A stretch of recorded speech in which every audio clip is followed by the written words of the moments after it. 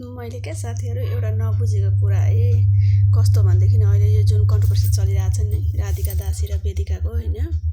वेदिकाले चाहिँ पुरै क्या राधिका दासीले धम्कीपूर्ण क्या पर्सि बुधबार यति बजेसम्म तँ चाहिँ मसँग यो कुरा गर्न आइनेस् भनेदेखि तँलाई म लाइभमा गएर तेरो सम्पूर्ण पढनहरू खुलस्त पारेर राखिदिन्छु भनेर भनेको छिन् है पुरै धम्कीपूर्ण रूपमा भनेको छिन् है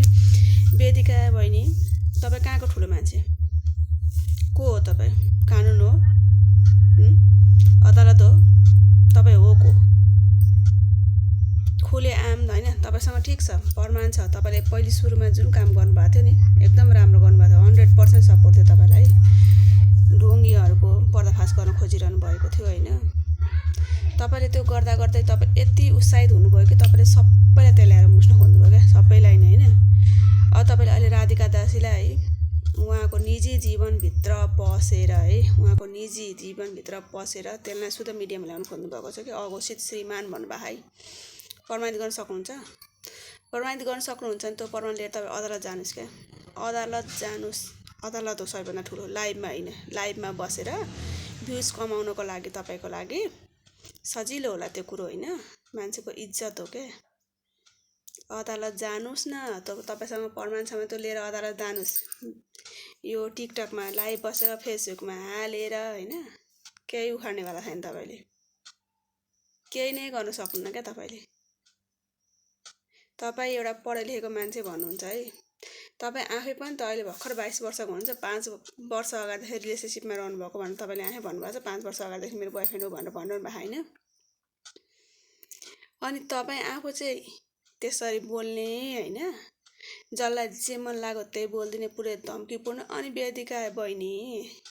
राधिका दासीले तपाईँलाई सोध्नु पर्यो फोन गरेर वेदिका बहिनी म आउँदैछु म रजतपुर सोमा प्रकाश सुवेदीको सोमा म जाँदैछु म जाउँ कि नजाउँ भनेर तपाईँलाई सोध्नु पर्ने थियो मैले एउटा नबुझेको कुरा तपाईँको नबुझेको कुरा राधिका दासीले कसैलाई लुट्न गएको थियो उहाँले जुन मैले तपाईँसँग राधिका दासीसँग भेटेको पनि छैन उहाँको प्रवचन सुन्छु आनन्द लाग्छ होइन आनन्द लाग्छ उहाँहरूलाई मानिसले आफ्नो सोही दिएको हुन् क्या डाँका डाल्न गएको होइन के ढाका डालेर ल्याएको होइन राधिका दासीले होइन अनि तपाईँ पढेर आउनु भएको थियो नि 12सम्म त पढ्नुभएको छ 12 पास गर्न नगरेको भन्ने सुने हो है मैले अनि तपाईँ स्कुल पढ्नुभयो टिचरलाई मन्थली फी नदिकन स्कुल पढायो तपाईँलाई पनि टिचरले पढायो होला त्यसबाहेक तपाईँले मन्थली फिस दिनुभएको भएन स्कुललाई त्यही हो क्या उहाँले प्रवचन दिनुहुन्छ कथा सुन्नुहुन्छ हामीलाई आनन्द आउँछ हाम्रो जीवन अर्कै हुन्छ क्या उहाँले दिएको प्रवचनले गर्दा अनि हामीले उहाँलाई दिने हो है कसैले पनि छिनेर जबरजस्ती लगेको होइन क्या त्यो सक्नुहुन्छ उठाउन यत्रा काण्ड छन् त यहाँ यत्रा यो राजनीतिमा आएर कतिले ठगेका छन् चोरेका छन् कति थोक गरेका छन् सक्नुहुन्छ उठाउन सक्नुहुन्न नि त त्यो तपाईँ सक्नुहुन्न क्या राधिका दासी जस्तो मान्छेलाई आरोप लाएर तपाईँ आफै पतन हुने हो तपाईँको त दोषले नि एउटा केही पनि हल्लाउनेवाला छैन राधिका दासीको एउटा टाउको कपाल पनि हल्लिनेवाला छैन क्या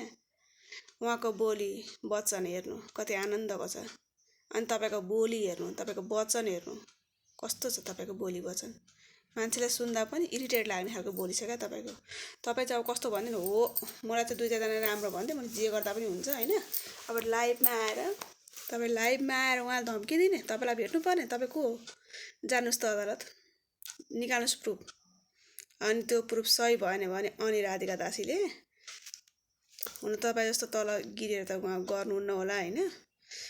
तपाईँमाथि नै मुद्दा हाल्न बेर नलाउनुहोस् है फेरि विचार गर्नु होला म एकदम ठुलो मान्छे भयो 2-4 जनाको सपोर्ट पाएर तपाईँले यो सबै प्रमाण चाहिँ कसरी जुटाउनु भयो